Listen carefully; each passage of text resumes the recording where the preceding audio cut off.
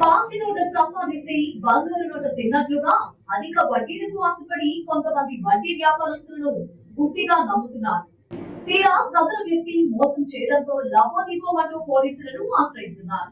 తాజాగా అధిక వడ్డీ ఆశ చూపి ఓ వడ్డీ వ్యాపారి 20 కోట్లు కావ్య చేసిన పరారైన ఘటన నాగర్ కర్నూలు జిల్లాలో చోటు చేసుకుంది. తెలకపల్లి మండలం నాడిగడ్డలో జహీర్ చోటామియా అనే వ్యక్తి ఎక్కువ వడ్డీ ఇస్తామని ఆశ చూపి 150 మంది బాధితుల వద్ద నుంచి డబ్బులు వసూలు చేసి ముఖం చాటేశాడు. దీంతో మోసపోయామని గుర్తించిన బాధితులు న్యాయం చేయాలని పోలీస్ స్టేషన్ వద్ద ఆందోళన చేపట్టారు.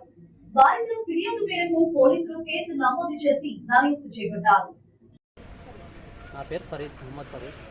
వాళ్ళు ఎవరు కాదు, మా తమ్ముడే, మా చిచ్చ కొడుకు.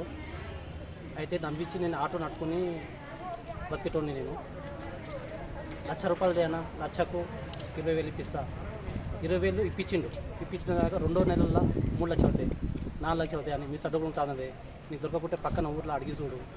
నువ్వు చెప్పిన మాట ఎవరు కాదన్నారు, ఇస్తారు.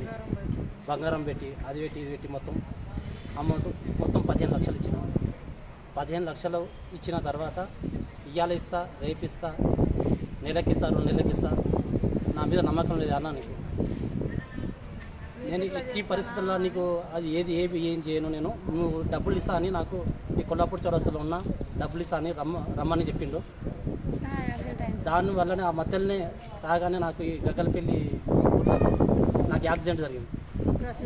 ఈ పరిస్థితుల్లో ఈ డబ్బులు ఎక్కడికి వచ్చి నాకు యాక్సిడెంట్ జరిగింది.